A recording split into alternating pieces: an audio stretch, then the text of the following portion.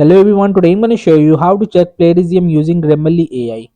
So here is the step-by-step guide to step check plagiarism. So simply just log into your Grammarly website or open the Grammarly app and log into your account with free or premium. And from here you will just upload or paste your context. So I will just continue with my drafts and I will just tab on it and let's see. I will show you how to use plagiarism.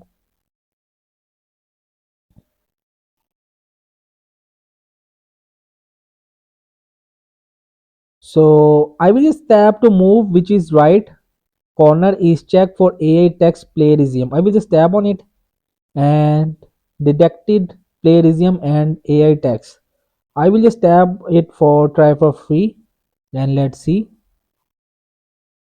So but right now there is no option to use freely plagiarism.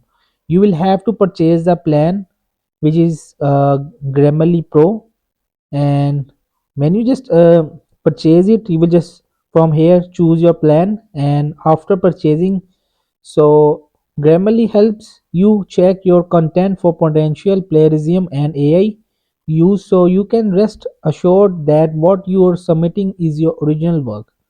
So after you will just purchase the plan right over here, and then you will be able to use the plagiarism AI checker.